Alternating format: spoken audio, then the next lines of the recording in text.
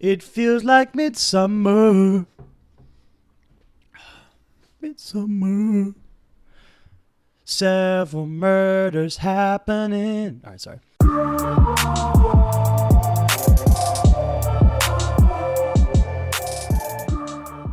We in. What's up? Chris is doing spirit hands for those who can't see us. Not exactly spirit hands. What's the difference in the spirit hands and what you're doing? This is... Is there a finger thing involved in spirit hands? Well, are you talking about like jazz hands? Yes, that's what I meant. I meant jazz hands. Jazz hands is this. Are you sure about that? This is Bruh, Is have that you not seen finger Bring It thing? On? These are jazz hands. The fingers? I can't even do that. These are jazz hands. Not like this. This This the is Midsommar. creepo midsummer shit. This is the Midsommar. But like, I just assumed jazz hands was just kind of doing a similar thing. The fingers are important to jazz Oh yeah, hands? absolutely. I didn't know that. That's what jazz. Is it Bring It On or is it Fired Up? I can't help you with that. You would I know the answer to don't that question. Remember, I think it might. It's from one of those cheerleading movies. I'm sure you've seen both of those movies several times, based on your personal history. I've seen Fired Up more. Okay. To me, they're the same movie. Really? I don't know the difference. Like, I couldn't tell you who's in them. I know they're both about cheerleading. Kirsten Dunst, Gabrielle Union, and Bring It On. I don't know if I could tell you. It's like there's like two guys. The dude that plays Jan's lover boy in The Office, the secretary. asshole guy. No, the secretary. Oh, Jan's lover boy. Sorry. Oh, Music Boy? Yeah, Fucking fake John Denver? yeah. Oh my God. He's in Fired Up. What a deep pool. Yeah. Wow. That's impressive. All right. So we're not talking about Fired I'm Up. talking about a way better movie. And either We- of those movies combined. Are talking about our poll winner for the week, Midsommar. Mm-hmm. It's a tight race. Yeah. I had to go out there and like get some last minute votes to get a winner. Eked out. I was because we literally just talked about what if we tied last week for the first time, and then it almost happened. So I had to prevent it from happening because I don't want to figure out what to do if it ties. I was like laying down trying to think of like some options. I was thinking about like doing a thing where like if we tie, right, like we do like a coin toss, right? Okay. Each of us picks a movie, whatever, you know. So like you could have been like Midsommar, I could Arbitrarily have been pick- like Yesterday. Right. We picked that movie, right? So and then whoever. So we flipped it. Why wouldn't we the just coin. be like Midsummer is heads? No. So it makes it more interesting. Oh, okay. Right. So it makes it more interesting. So whoever wins, right? Like we watch that movie, right? Uh-huh. So we have that element that you're talking about right now, right? We have that, and then whoever wins also gets to choose what the other person has to watch. So we do like an extra spoiler episode. You're just really trying to get me to watch Hereditary. I'm trying to get. Well, I think it's an interesting element. I just think it's something that like we can prescribe each other movies. What is something that you would make me watch that I wouldn't want to watch more than Hereditary? Because I would like, if you were to force me to watch something, you're like watch Hereditary, you'd be like, okay, cool, it's probably really good. I just I'm never in the mood to watch Hereditary. But it's not just about like me trying to get specific movies. Oh, I think it get is, you though. to watch I think specific it is, movies though, here. deep I just think down. it's an interesting I thing. think it is deep down. But there's a lot of movies that we both want to watch that we don't have a particular reason to watch. So What if we did it assign like each other movies? what if we did it like colors, right? Like if you take some red, you take some blue, you get purple. What if the poll tied? So we took Midsommar and Yesterday, and we found what they are we did together. a middling movie? What is the middle of Midsommar and Yesterday? What's the creepiest, uplifting musical you can think of? I don't know. Sweeney Todd? Maybe. I don't know. I don't know what the middle of Midsommar and Yesterday is, but we would have had to figure it out. Anyway, Midsommar, directed and written by Ari Aster, who is the also director and writer of Hereditary, right? Starring my girl Florence Pugh. Mm-hmm. Are you on The Pew Pew train? Are you going to join the train? On the Pew Pew train? You on the Pew Pew train? You joining the fan club? Yeah. Woohoo! Is this the first thing you've seen her in? Maybe. What else has she been in? I mean, I first saw her on that Netflix movie with Chris Pine when he was the king dude. I forget what it was called. And then Fighting for My Family. She's been in a bunch of like smaller stuff. Fighting with My Family. Sorry. Outlaw King is the Netflix movie. Yep, haven't seen that. Yeah, those are the only things in this, or the other things I've seen her in. But after I watched Outlaw King, I was like, this girl is insanely talented. Mm-hmm. She's gonna be dope. And I hopped on the Pew Pew train. Mm-hmm. I'm driving the Pew Pew train. Fuck it. Yeah, I don't think I was. I mean, I really liked her performance. Yeah, She's really great fucking actress. good in this movie. Also, you would never know from this movie, but she's British. Oh yeah, Yeah, yeah. she's got an amazing American accent. Right. Jack Rayner. Who is born in Colorado, but he's Irish. He has a straight up Irish accent. I don't know if you. Interesting. Yeah. So like both of these. He's in Sing main Street, characters. Right? Yes. Yes. So He was in one of the really bad Transformers. Can I call it like a Jackmobile? If you have the Pew Pew train, sure. Can I be on the Jackmobile? Yeah. I really like Jack Rayner as well. I think that his performance in Sing Street was like it kind of colored the lens of Jack's character in this movie, huh? Does he sing in Sing Street? Maybe.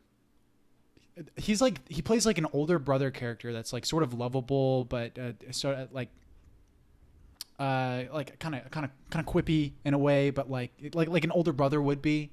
But he's like showing his little brother, who's the main character of the movie, all of this like really cool music. Okay. The Swedish dude Wilhelm Blomgren. His name literally is with a V. I'm not just like taking Wilhelm and saying it weird. Mm-hmm. I don't know if Swedish people do that. It's a German thing, I think. My boy William Jackson Harper from The Good Place. Oh, okay. Mm-hmm. See, I've never actually seen him in anything before. Eyebrows himself, Will Poulter. What would people know Will Poulter from? He's been in a bunch of comedies. Wasn't he in Vacation? I think he was also in. So he was in We're the Millers. Yeah, We're the Millers. That's what We're the Millers. I knew it was. I knew it was something with Jason Sudeikis in it. Yeah, We're the Millers was big. He was in the Maze Runner movies too. But wasn't he also? What's the Leo DiCaprio Inarritu movie? Oh my God, The Revenant. Was he in The Revenant? I think he was in The Revenant as well. I'm pretty sure you're right. He was in Detroit. Yeah, played Bridger in The Revenant. Wow, he's done a lot of work, man. Mm-hmm. He's young too. Those are the for the most part, like a comedic actor, which served to comes be through in really this movie. good casting. Yes, served to be really and good casting. was I would say really necessary in this movie. Okay. The comedic, not just his part, but Right. just the comedic. We'll get to that. things. So run through your. That's kind of the big. cast. That's Okay. the big. That's the core group Right. of the movie. Yeah. It's Jack Rayner's character Christian and his friends and Okay. his girlfriend. Do you have a synopsis lead. pulled up? Do I have a synopsis pulled up? I Yeah. mean, I have the IMDb thing pulled up, so I can say. A couple travels to Sweden to visit a rural hometown's fabled Midsummer festival. What begins as an idyllic retreat quickly devolves into an increasingly violent and bizarre competition at the hands of a pagan cult. Mm-hmm. Calling it a couple traveling is weird. It's a group of friends traveling. Yeah. But the main two characters Are are the a couple, and it's mostly about their relationship. They bring along their friends to this Scandinavian fucking. And their friends are all like are anthropologists and shit. Mm-hmm. Like they're like one of them's there for his thesis, and there's a bunch. They're interesting characters. Yeah. The characters are an interesting jumping in point. I think like the movie starts with a tragedy happening. Like that in and of itself was like a horrible short film.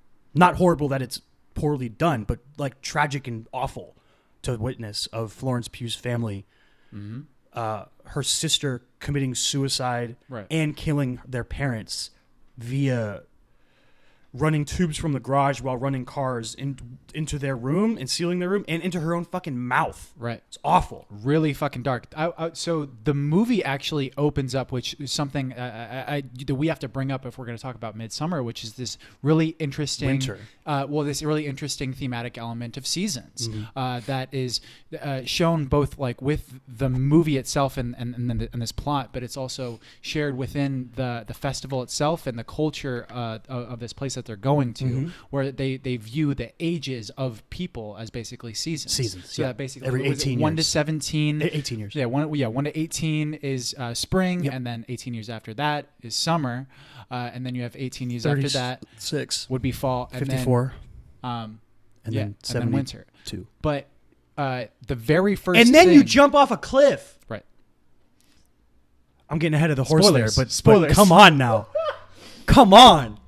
All right, so the first frame that we actually see of this movie is snow. Like, well, no. This really I'm thinking of the title interesting- card. Right. So, but like the first frame that we see of this movie are the seasons, like that little interesting Yes, that weird art. depiction. That it's like a little painting. Dude, I and it tried starts so off- hard to decipher that shit in the amount. Like, there's not a lot of time it's up Right. there, but I was like, what does this mean? What does this mean? Got to remember this stuff for later. It's going to be important. Well, I was just like the first thing that when I saw it, I was like, okay, what can I glean from this? And then the first what I thought picked up was like, okay, seasons. It's winter, you know, spring, Summer, fall. Yeah, right. And All you've got to do is call. All you got to do is call. And I'll be there. But it starts off with winter, right? And that's pretty much exactly what the plot does itself. Yeah. Like we're going through this winter of Florence Pugh's. Not just of her literal life. winter, but her life. Yeah. Yeah, because like it's incredibly dark, both visually what we're seeing and what's actually happening to this character. Yeah, and the whole it's I don't know what you call it. Is it a murder? Is it a I don't really know what you call it. The whole death thing is like interlocked with cutting back to Florence Pugh freaking out because she thinks something's going to happen to her family because of an email her sister sent, and it's a murder suicide. Yeah. I think that is the word. And Jack Rayner being like, it is basically introducing what their life is before this tragedy and what their relationship is at. Because we see how she interacts with him on the phone, and then we see her like freaking out about the way he's talking to her, thinking he's going to break up with her. And then we see him interacting with his friends and how they're trying to tell him to break up with her and like all this stuff. And you get like an immediate snapshot of what the dynamic of this group is and this awful thing happening all like before the title card. It's crazy. Yeah, definitely. I forgot what I was going to say here. All right, so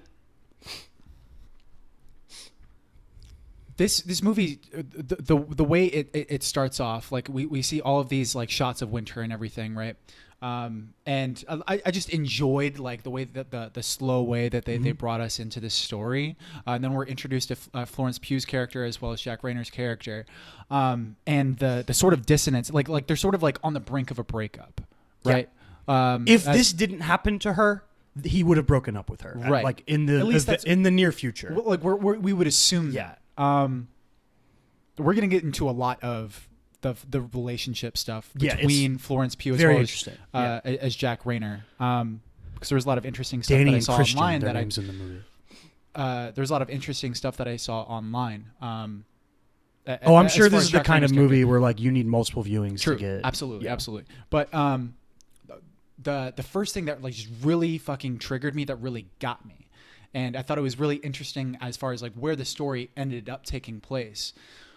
When this awful shit happens, I was like, oh man, this is really fucked up. And it's like also like I enjoy like fucked upness, but I also enjoy like creative fucked upness. Like, have you ever seen like that kind of thing before? No. Like literally No. like fucking hoses. No. coming out That of was the crazy. car. It took so much like incredibly forethought elaborate. and yeah.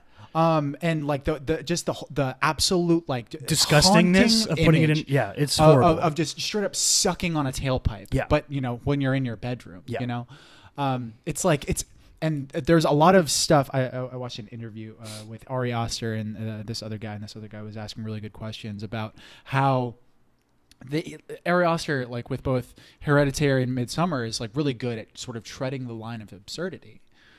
Sure. Like he kind of he steps up to this line where like if you took it any farther, you would be like, okay, this is almost kind of comical.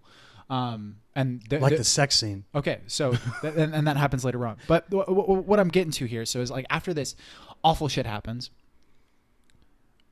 we have this like slow pan in of Jack Rayner's character and Florence Pugh's characters. Can you refresh me on their characters? Danny and Christian. Danny and Christian.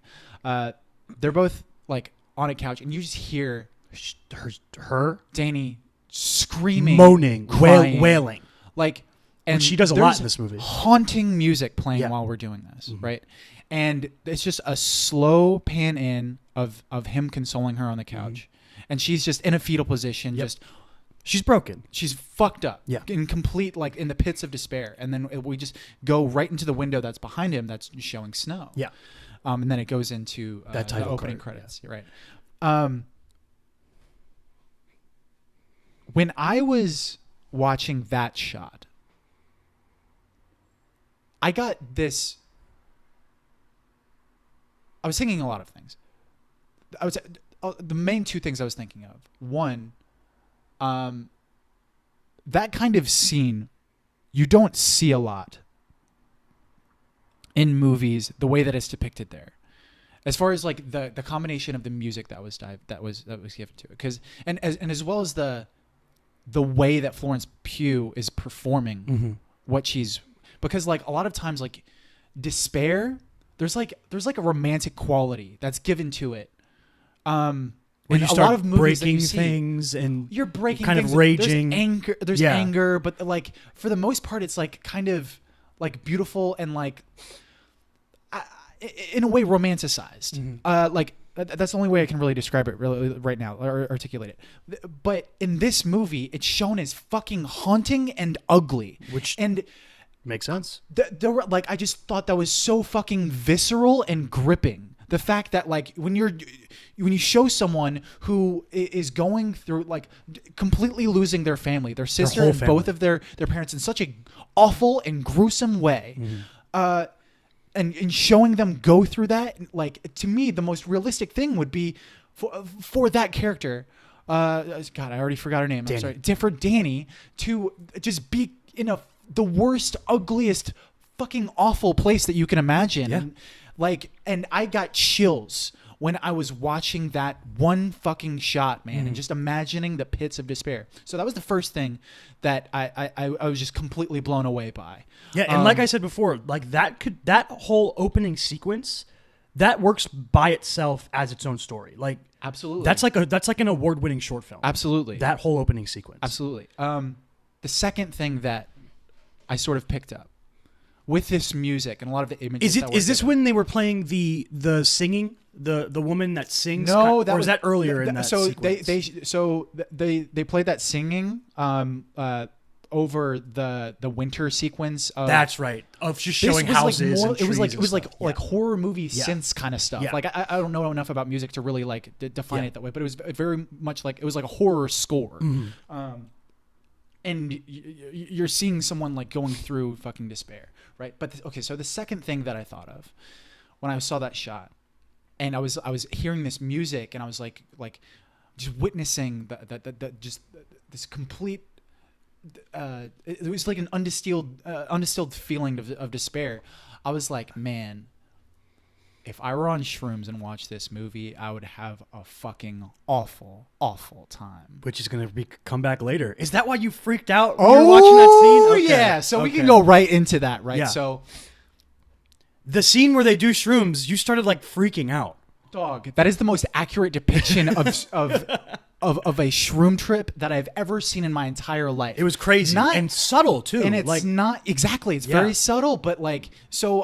For anyone that hasn't done shrooms before, there's a visual thing that you get with shrooms, and it's also very like psychological as well as like as far as like how you think becomes different. But the first thing that you usually pick up, you get giggles, and then you start seeing like colors are like more saturated. And then like lines start to blur, and then it becomes like this the wavy weird, shit that wavy. Like whenever anything moves, it's like it's almost like you're seeing like like everything starts to turn to rubber, and it's just like amorphous and wispy. But that fucking scene where she takes mushrooms, right, and she goes through a bad trip. It's not just interesting visually, like you're seeing like all of these, like. But the fucking paranoia that she starts to get and the anxiety she starts to get, dog, I've been on a bad trip. Woo! That shit is fucking really scary. And that poor paranoia that takes over, God, it's fucking depicted so well in this film. So there's that. Right, and there's a few. That's not that there's a few sequences things. where they incorporate that. Like later on in the movie, Yep. when she's wearing all the flowers and stuff, and Jack Rayner is having a bad trip. And I don't know if you noticed, but like all the little all the little flowers are like opening and closing. Which is also like it's not just interesting and like a visual like like they're on shrooms and like things are moving and breathing and shit, because that shit happens. And when you look at a tree, it looks like it's flowing. The whole like landscape that, right? behind her is like Now, doing a weird. I don't even know how to explain it. Yeah, it's just very amorphous. It looks like things are alive wavy. and breathing. It's like, like when you look at a lung that isn't breathing, right? And then you look at a lung that is breathing. That's kind of what it looked like. When people talk about like it's breathing, it's not like they have a mouth. It's just like they're moving in a way where it feels like it's alive. Yeah. So the flower thing of the little flowers opening up, I felt like that was an interesting, and not only in a like visual, oh look, they're tripping kind of way, but like an interesting thematic element. Like there's so many. Hey, there's just 10% of the symbols and the metaphors that are given to you through this movie, you're only going to notice, that you're going to pick up on through one watch of this film. Yeah. I can't wait to fucking see this movie again, man. I probably enjoy this movie more than Hereditary, and I really fucking like Hereditary. But the little flower things, I picked, like, at least this is what I thought. I thought like, oh, that's like an interesting kind of like fertility kind of thing, you know? Like it reminded me of, do you know who Georgia O'Keeffe is? I know, name sounds familiar. Yeah, Georgia O'Keeffe is a painter, but she painted a lot of flowers that they look like vaginas. They look like vaginas. So there's like an interesting there's an interesting correlation there, like amongst like a lot of like American culture and stuff, and not just American culture, but like in culture of like flowers relating to the fertility. Yeah. Well, to fertility and life and genitals, specifically female genitalia. Yeah. All right. There's a lot of weird genitalia art in this movie. Oh, dog, I love it. There's a bunch of it. It's great. So yeah, that's like kind of what I thought of, like when those like flowers were sort of opening up, and like we had already witnessed like a whole bunch of like sort of sexy stuff going on, right, up until that point. So like I didn't think that was like a huge leap coming to that conclusion. But okay, so. God, I don't know where to fucking tackle all the different things that I enjoyed about this movie. There's a lot, dude. A lot happened. I'm really excited. So I'll just go right into the character, and then this relationship. Yeah. Between, which is kind of the centerfold of the movie. Danny and Christian, and there was something. So I talked about how like you can only pick up on like 10% of the symbolism and stuff like that, like. And a lot of movies are like that. You're never really watching 100% of the movie. You know what I mean? And like, even if you're watching 100% of the movie, right, and you pick up on all of it, like someone else is watching a different version of that 100% of the movie because they have different perspectives and shit, right? So if an anthropologist, if an anthropologist started watching this movie, right, they would be picking up on a lot of different things than we would. Yeah. Right.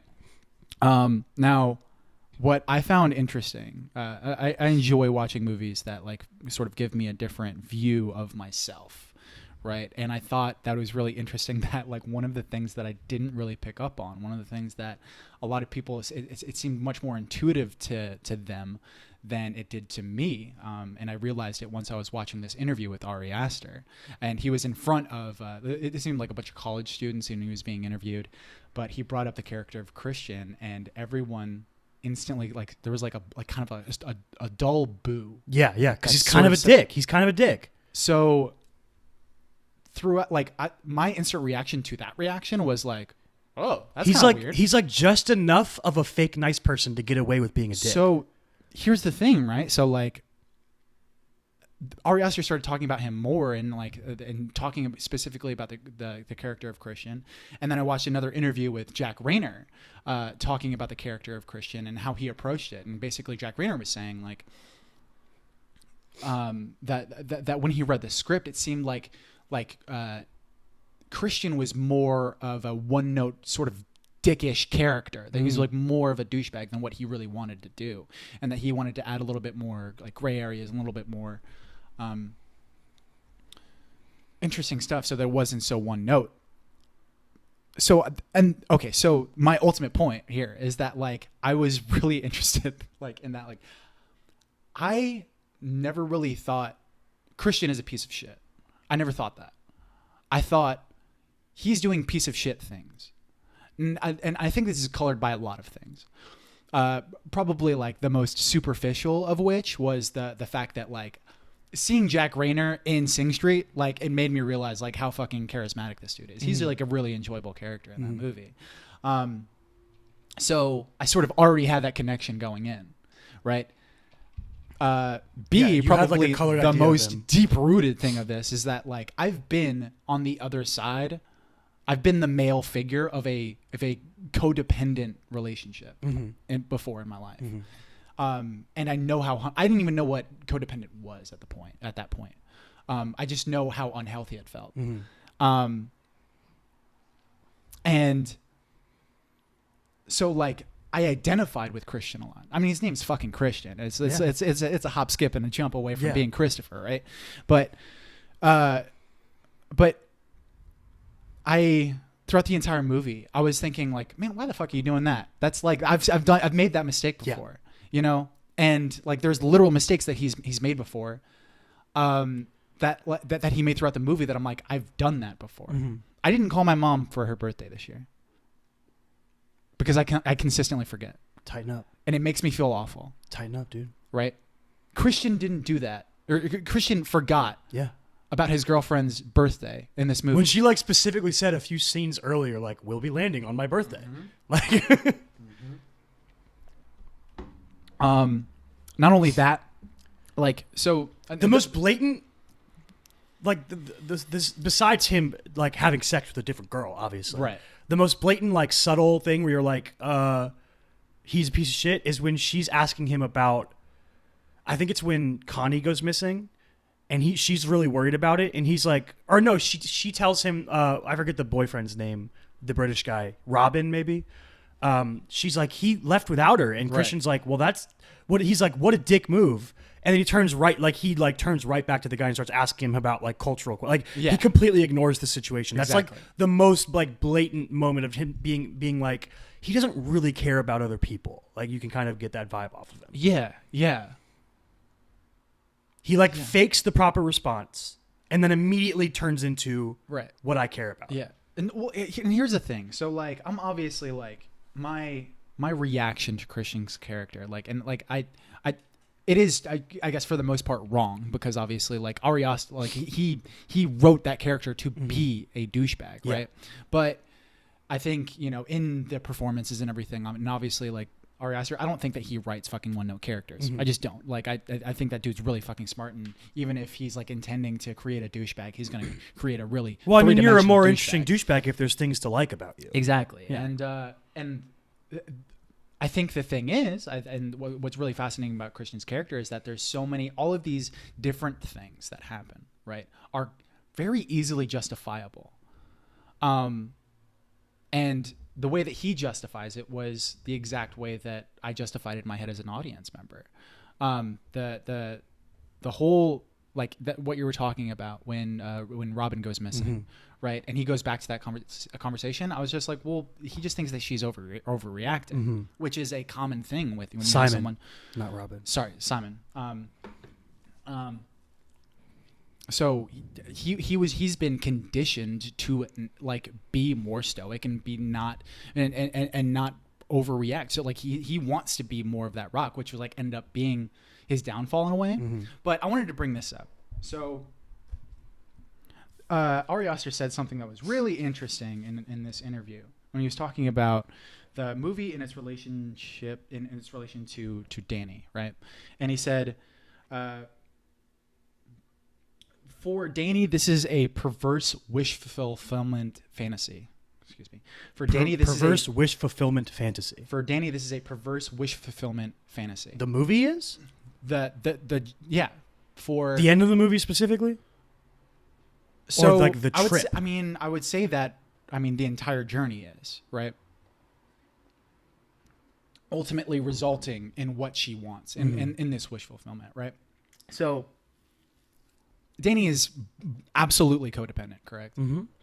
Which is unhealthy, and she talks about it. And in the beginning of the movie, and she's aware of it. But like at the same time, she needs a better therapist. By the way, she needs a better therapist. They're like, so I think Will Poulter's like, she needs a therapist, and then Jack Rayner's like, she has one. Yeah. So I found it really interesting, like they're both very unhealthy. This relationship is very unhealthy. Well, honestly, they shouldn't be together. They shouldn't be together. Yeah, that's like the root of it. Exactly. Is they shouldn't be together. And this ends up being, a crazy breakup movie, right? But I found it really interesting how the relationship between her codependence and that wish fulfillment. You know, like what is everything that she would need, right? When you're saying wish fulfillment, you mean to kill him? So it's not just about killing him, right? So it's about what killing him represents. Okay. Right. And so I'm not sure if it was Ari Aster that brought this up or if I saw this in a different video, but like basically that burning of the house, you know, and the 9 lives that they gave to the gods or whatever. Fucking wild shit. Right? Gets completely nuts. Right? This movie goes fucking That's crazy. basically like the equivalent, like psychologically, right, to a girl like burning the photos of her ex-boyfriend. Okay. Right. It's a cathartic, like Just way I'm more starting intense. anew. It's way more intense. Obviously, but another thing that Ari Aster said in this interview was that he wanted to mimic the intensity of a breakup and how it feels when you're actually in it. Because the problem with like depicting a breakup over film is like there's a degree of separation there. Like you're not actually going through it. Yeah. And when you're not actually going through a breakup, for the most part, you're like, well, they'll get over it. Yeah. That's kind of like what you think. Yeah. And he didn't. He wanted to mimic the grandiosity and the cataclysmic nature of a breakup. And I thought that was really interesting and like how he depicted it. It's like almost like this entire movie is something that's going on through Florence Pugh's head, through Danny's head. Now, so going back to the wish fulfillment thing. And what it represents, like the thing that she needed the most, right? Like and obviously codependent relationships aren't healthy, right? But in a way, she needed a society that is by its nature codependent, and that's exactly kind of like what this. Don't ask me what it's called. I don't remember. It's a weird Swedish name, right? But that's what this commune kind of represents, like. They're not only like do they share everything and everything's like very communal, but like their emotions themselves are very communal. Like when they mourn, they all mourn like they all go crazy at the same time. When they all get happy at the same time. When they're going through agony, they're all when they're going through orgasms, they're all fucking orgasming at the exact same time, right? So there's like a weird shared necessity for emotion. That was like that. I was like that. That's exactly what that character needed, right? She needed to separate from someone who was more interdependent. Is it what she actually needed, or is it what she thought she needed? I think that's I don't know. Because I think you could. It's absolutely what she wanted. Yeah. Because at the end of the day, like the things that happen are awful. Yeah. Completely awful. Yeah. Everything that happens here is terrible. So like. I don't think that's what anyone actually needed. I think that if you're looking at it objectively, but I'm talking about what she feels. So yeah, it's what she thinks she needs. What she feels she needs was exactly what played out in the film. So yeah, I thought that was really interesting. Did you feel like this ending was cathartic? Like, did you feel like because I didn't. I could understand that it was cathartic for Danny's character, but I didn't feel like I felt like this through both Hereditary as well as Midsommar. That when I was walking out of the movies, like I felt inner turmoil and like almost kind of sick. Yeah. That's something that I sort of picked up. So like, I don't know what you mean, like cathartic, like. For the audience, or like, I didn't even get it. I was just confused. I was like, why is Danny doing this? Yeah. Why is Danny doing this? How many times have we said that over in the podcast? Why is Danny Game of Thrones? Oh. Yeah. Why is Danny doing? I was like, it's like the fucking Andy Bernard overreaction. Like, I think there was a point. Okay, so like, after the May Queen crowning thing, the movie goes completely fucking bonkers. And I was like, I feel like I was a step behind the movie at that point. I was like, why are these things happening? Why is she making the decisions she's making? Yeah. Why is Jack making the decisions he's making? Right. Because like up until that point, even though they like, it was almost out of like self-sufficiency, they were making the like correct choice. You know what I mean? It was like they were giving a multiple choice test in life and they were making the right choice. They just weren't doing it enthusiastically. You know what I mean? Like when presented with Danny being upset, Jack Rayner says console. When presented with, you know, whether or not to make Jack's or Christian's friends angry, Danny chooses like conform to friendship. Like, you know what I mean? Mm-hmm. And like, which may or may not be the right decision, but like they're doing things that are feasible throughout the movie. You're like, okay, I get why they're reacting in this way. They clearly they shouldn't be dating each other, but they're like making it work in the moment. And it's still reasonable. Yeah, like, there's it's a degree reasonable. of But then, reasonability. right when so the girl gives him the drink, and he's like, he makes again the right decision. He's like, I don't want to have a bad trip. And then she's like, you won't, you'll be fine. Then he was like, he makes the wrong decision and he drinks that shit. And from there on, that movie goes fucking wild. Yeah. And he has that insane sex scene. And like, I don't know why he went in there in the first place. You know, like, I don't know what it's like to be tripping. So like, I don't know if it impairs your judgment, like to where he would be making bad decisions. Or and I don't know why she's like, when they're like, you get to pick between the dude you've been dating for 4 years, and who was there for you at the lowest point of your life, or this dude you've never fucking met before, and you have to pick one of them to get burned to death. Yeah. That she picked the dude that she'd known, you know, that she'd been dating for 4 years and was there for at the lowest point of her life. Yeah. Just got wild. I feel like I was behind it. I feel like I didn't understand why things were happening. Okay. So the cathartic thing for me did not land. Okay. Yeah. All right. Yeah.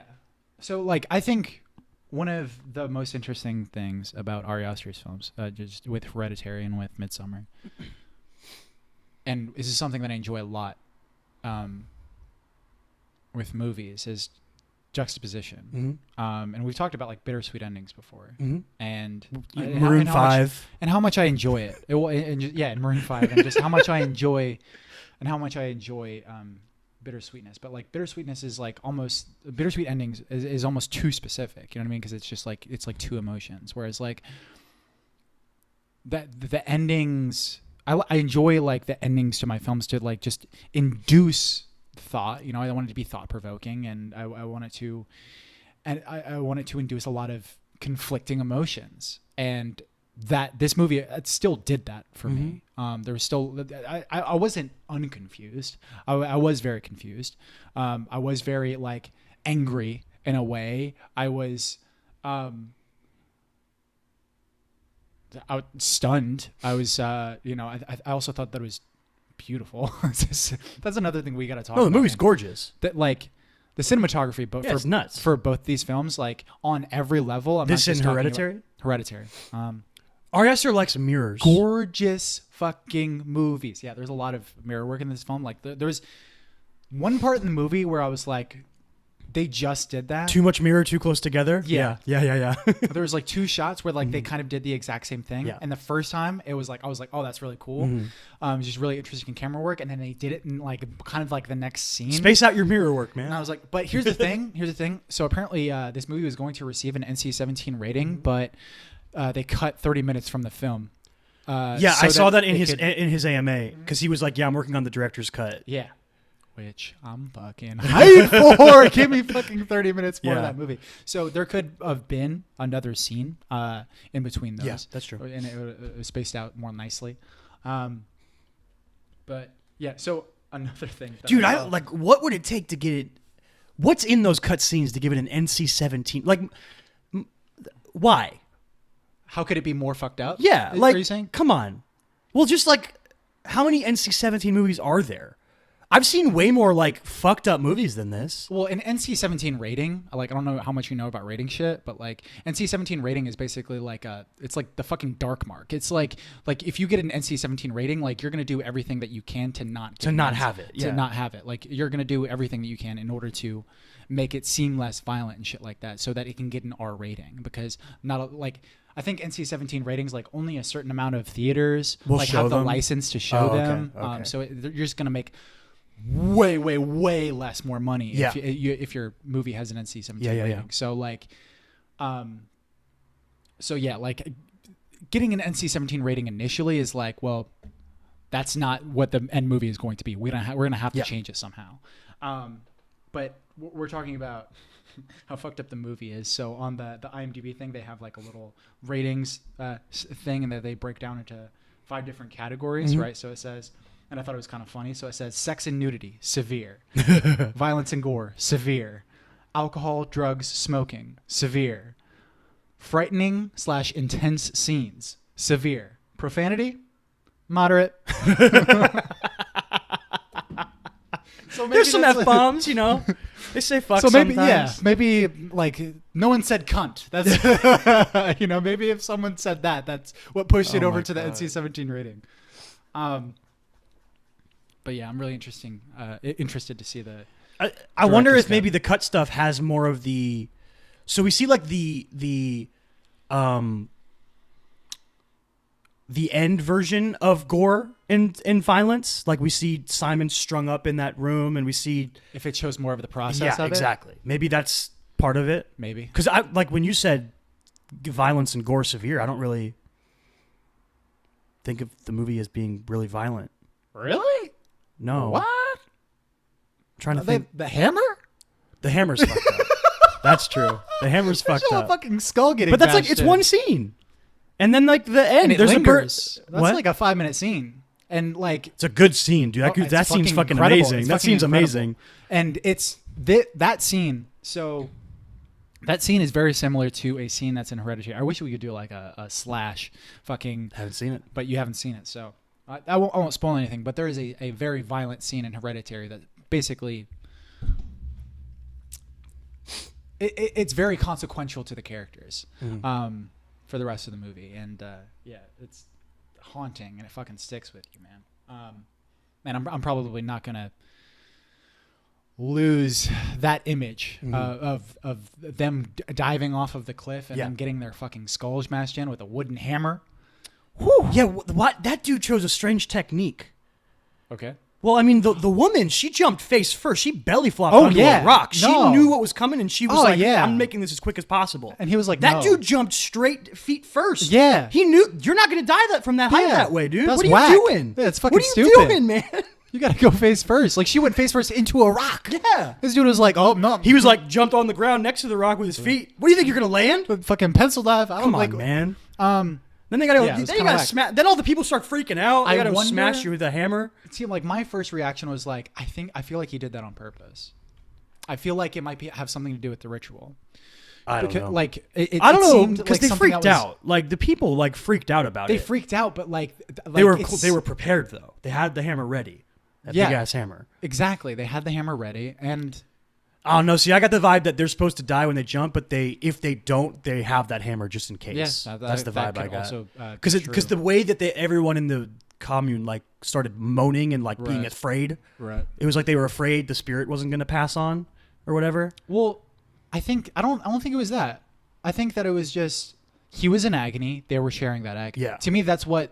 That every time that you see that like communal like emotions being shared, like that's kind of what it is. Like they're not.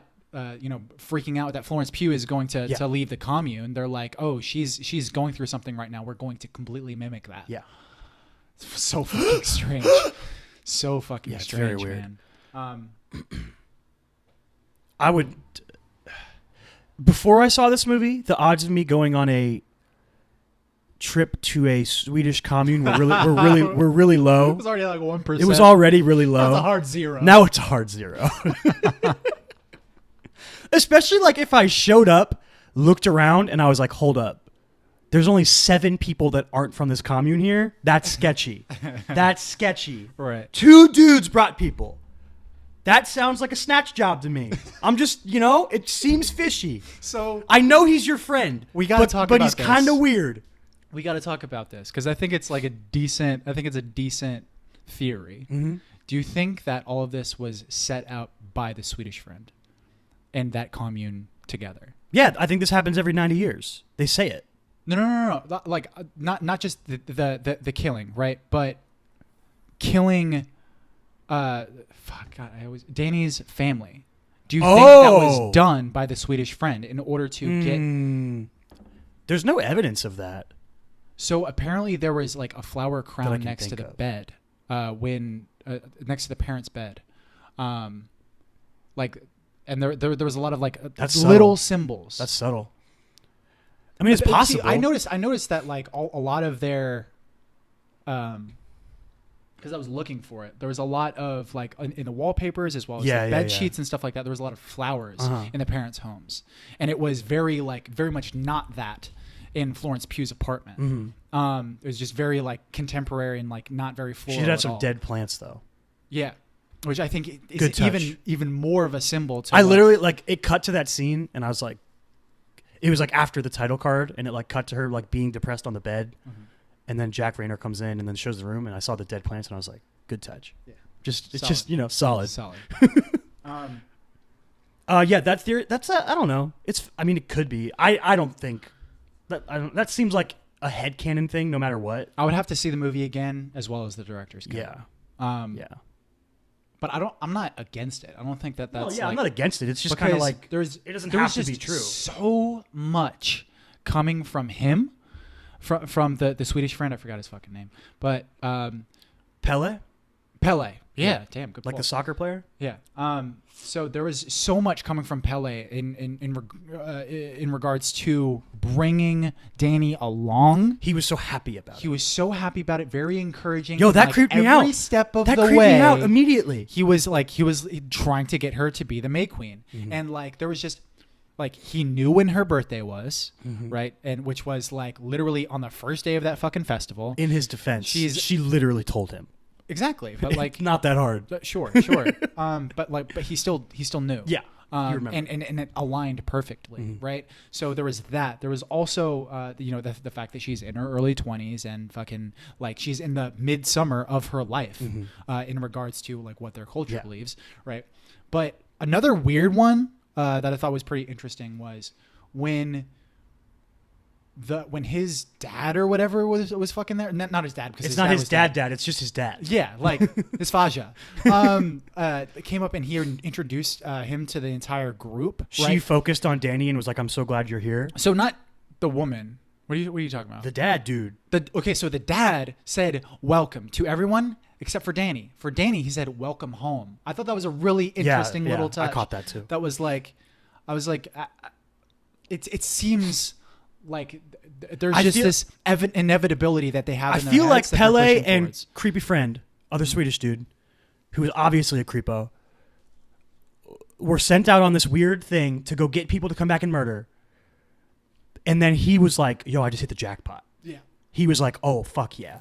I found a fucking able-bodied, attractive, healthy, distraught mid-20s female to bring back to my commune and brainwash into not letting the bloodlines be crossed too much. You know what I mean? Yeah, he was like, jackpot, money, baby. Yeah. And then that dude saw that. But that doesn't necessarily mean that he had to have set the entire exactly. And then the older dude saw that and he was like, oh, this kid did work. And you know what happened because of that? He didn't have to get burned alive like his friend. His brother, right? Brother. I think everyone's his brother and everyone's his sister. Oh, okay. He was calling everybody brother and sister. Okay, yeah. Although they do look alike. But like most Swedish people seem to look alike based on this movie. I love that joke, by the way. When Will Poulter's like, what's with all the women here? How are they so hot? And then the character Josh is like, all the Vikings took all the good women and brought them back here. Yeah, it's like actually like super fucked up. Yeah. So we always talk about the recommendation of movies. Like, would you recommend this movie? And to me, I would only recommend this movie to certain people. Yeah, you can only recommend it to certain people. I wouldn't tell my parents to watch this movie. They wouldn't like it. I'd recommend my parents to watch your parents probably like it. Your dad would definitely like it. My parents would not like it. My parents are fucked up. Yeah, my dad would be like, what did I just watch? Why did he tell me to watch that? My mom would probably be distraught by it. She'd be like, this is upsetting. Dude. Fucking Serpent and the Rainbow is like one of my dad's favorite movies. Like he fucking really enjoyed Midsommar. Yeah. So there was another quote from Jack Rayner that I wanted to share. That he brought up this really interesting thing about like this lens that we were that the audience does, as well as the characters, are putting on this festival, on this entire culture, and how you're kind of playing this game where you're like, okay, so like we need to acclimate, right? He literally says but that. how far can this go? Yeah. Right? Like how? I mean, to him, all the way in. I mean, See what I did there? yeah. and then out, and then in, and then out, and then. Dude, that scene is so wild and weird. When she you were like giggling at one point because it's so ridiculous, and then when she started pushing on his butt, I lost it. I couldn't handle it anymore. Yeah. It was too ridiculous. Yeah. Seems like a fun party, man. Yeah, wild party. Yeah, I'm not sure if I have anything else really. I fucking love this movie. This is one of man, I really. Yeah, I don't like it as much as you. I can understand. To me, that. I'm like, this is a really, really well made. Like, obviously, it's really well made. I don't think it's in great your wheelhouse. acting. Yeah, it's just not in my wheelhouse. It's like exactly. It's like this is some freaky shit. Mm-hmm. Yeah, it's really good. Yeah. But I don't know if I would be excited to rewatch it. Oh, really? Yeah. Okay. Yeah. Okay. I want to watch Hereditary and Midsommar again. Yeah. I'm just glad the Pew Pew train is rolling along because. Did you? Okay, so I mean, you definitely really enjoyed that, right? Fucking. Yeah, Florence she's Pugh's amazing. Performance She's amazing. is fucking incredible. She's amazing. So I mean, that's something that I've noticed in both. Toni Collette in Hereditary. Toni Collette in Hereditary was just absolutely phenomenal. There was as well Oscar as buzz Florence for Pugh her this in week. Hereditary. Yeah. I don't think she ended up getting nominated, No. but there was talk about it when the movie came out. Yeah. So I mean, that's one thing that I'm really looking forward to as far as what Ari Aster. You said that you saw it in his AMA that he was looking forward to making things that aren't horror. Yeah, movies. he said he doesn't want to do another horror movie for at least another 3 or 4 movies. Right. I think he said he wants to do a comedy next, which I think there's like subtle moments in this movie where you see there's comedy chops to him. Yeah. There's definitely funny. There's moments. funny parts. Yeah. But yeah, so like I'm still interested in seeing. He's proven that he can get really fucking good performances across the board out of people. Especially his leads. So I'm fucking really excited in whatever he chooses to do. I'll see whatever movie he makes. I'll see. Yeah. Yeah. So you're saying that you still wouldn't see Hereditary? No, Or I you would see probably Hereditary, but there's just other shit to see. You probably wouldn't like. Dude, See, I've just fucking finished Barry. Now I gotta watch Euphoria, dude. Yeah. Too much time. Mhm. Too much time.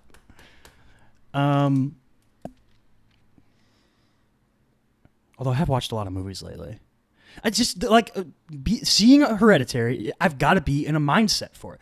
I feel like being in a movie theater instantly changes my mood. No, Right. I'm ready to watch. If I'm in a movie theater, I'm Right. like, I'm watching this shit. Like whatever it Yeah. is, I'm fully invested. Yeah. When I'm home, like watching, You have your phone. yeah, like, and I'm like fucking watching a walking movie, behind you and watching shit, a movie like making- Hereditary, I'm like, I want to be fully invested into watching that movie. Whereas like the other day, I fucking watched Point Blank on Netflix because I like Anthony Mackie and Frank Grillo, and Yeah. it was like a silly, fun movie. Yeah. I don't have to be invested in it. It's way easy to be like way more passive when you're watching movies when Yeah. you're like in your home. Exactly. I would argue though, as a counterpoint, about specifically watching Hereditary in the theater. I think that it might actually be better to watch by yourself because Is there this the are same reasonings you told me that it was going to be good to watch Paranormal Activity in a small dark room? I mean, obviously, like watching any horror movie in a kind of like a scary situation can exemplify, but I'm not talking about that specifically. I'm talking about the line of absurdity and how how that kind of can fuck with an audience's expectations and their reactions, right? Mhm. So just like in this movie, you know how like you have the scene where the woman's pushing against Jack Rayner's butt and fucking and in order to fuck it's comical in a way, and like like we saw it in a theater that didn't have a lot of people in it. Yeah, because we waited a couple weeks, Which was, after it I premiered. think, good because in that moment there would have been a lot of laughter. Apparently, like a lot of people that saw it in a crowded theater, the entire crowd laughed at that. Because it's ridiculous. So it's very ridiculous. But the thing is, a lot of people can misinterpret that and be like, well, okay, obviously this movie is not doing what it's supposed to, right? But no, it's just being somewhat absurd. It's treading that line, right? Now, I think that there's a lot of moments, especially in the third act of Hereditary, where it gets like that. I watched it in a crowded theater, and there was a lot of laughter. And I remember throughout the movie being like, that was my first reaction was, well, doing what they're supposed to be doing. They're not actually achieving what they're intending to do. They're supposed to be being scary, but it ends up being funny. But it's not. No, because I think a lot of people have different lines where they're gonna laugh too. Like, and you can also like laugh from discomfort. Yeah, like a nervous laughter kind of thing. Exactly. Yeah, exactly. And there, you can also laugh from straight up fucking trauma. I laughed at the butt pushing because I was uncomfortable. Yeah. it was disturbing. Yeah. But like, they're. People are fucking way more like psychologically deep than they want to give themselves credit to. Like, people are like, oh, why would someone laugh at trauma? Like, fucking, there are plenty of people that go through like seeing their houses burnt down and they laugh, and fucking firefighters show up and they're like laughing hysterically. Yeah, the fucking human mind is really fucking complex and fucking strange. It's a weird place. So like, I don't think it's as like bipolar is just saying like, oh well, they didn't achieve horror and now people are laughing. So like, I could see how watching Hereditary by yourself in your room and just only witnessing your own reactions to the film can actually cater to a better experience. So. Cool. So Midsommar, if you like, what kind of moviegoer do you have to be where you would like Midsommar? If you like Roman Polanski movies, if you like Cronenberg movies, if you like, if you're interested in any kind of body horror, if you like Hereditary, I would say definitely watch this movie. If you're down with feeling unsettled, oh yeah, like if you're into horror, if you're into if you're okay with violence and gore and just do you think it's anyone that's into horror though? I feel like you misattribute horror. Like, if you're the type of person who's like, I love horror movies, but you really just like jump scares. I feel like what you're doing with horror is kind of what people do with rap music. I feel like they're super similar in a lot of ways. Like, a lot of people are just like, oh, like I don't like jump scares are like an 808 beat. You know what I'm saying? It's like a very superficial things that can be utilized by really talented artists. You know, fucking like Hereditary still has jump scares. This movie, there's one when she goes in the outhouse. There's kind of a jump scare there. Yeah, that's the only one I can think of though. But I think that the audience that normally likes horror movies, I think that there's a portion of them that are like, you know, the Lil Pump horror movie. That's what I'm talking about. Members, That's what I'm talking about. I think that exists, you know, but and if they go out and see it and then they don't like it, then whatever. Yeah, like, fuck off. Go listen to more Lil Pump. Yeah. Like, to me, that's like a pretty interesting litmus test. Yeah. Like if you fucking watch this movie and you probably don't like it, then no, all right. If you watch this movie and you can at least admit to its achievements, I would say you don't have to like it. Sure. If someone told me they didn't like Midsommar, I would understand it. But if you couldn't admit to its achievements, I would be like, "You're weird." True. What's wrong with you? Yeah. True. I misspoke. Yeah. Like, if you can't just admit that, like, it's a well crafted film. Yeah. So we went a fucking hour, dog. Yeah. A lot to unpack in this movie. A lot to unpack in this movie. You know what we're doing next week? It's our problem-free podcasty. We're doing Lion King. Solid. Yeah, we're doing Lion King. I'm excited. 7. Was it because podcasty is not a real word? I just forced it to rhyme. Yeah. That was a stretch. Yeah. Yeah, we're doing Lion King next week. I'm excited. You could have said like podcasting spree. Oh, dang it, bitch! Son of bitch. Hindsight bias, Hindsight, dude. That's why you write things before you perform them. Exactly. Yeah. All right. Yeah. So Lion King next week. Look forward to that. Yeah, talk about a fucking switch. Well, I mean, last week we did Spider-Man, so we already did it. We did the hop. Now we're gonna do the skip. That's a Euro step. The hop. We're doing the hop from Spidey to Midsommar. Mm-hmm. The skip from Midsommar to Lion King, and then the jump from Lion King to Once Upon a Time in Hollywood. Fun month. Yeah. So look forward to that. Check us out on the onlines. ChrisMichaelStott.com, Chris Michael Stott on Instagram, Davinwell25 for me on Twitter and Instagram. The show, The Chris and Kyle Show on Twitter, Facebook, YouTube, Instagram, all podcasting platforms. Woo! I don't know what happened there. I usually get through it. Yeah, so no, well. you're usually. tcaks pod on Twitter. We won't put a poll up for a couple weeks since we did this one early, but we will find one for next month. It may or may not be the Dave Bautista poll. We'll see. We'll see what else is coming out next month, but it could be fun. Yeah, that's going to be it for us. We will see you next week. We out. We out. Stay weird.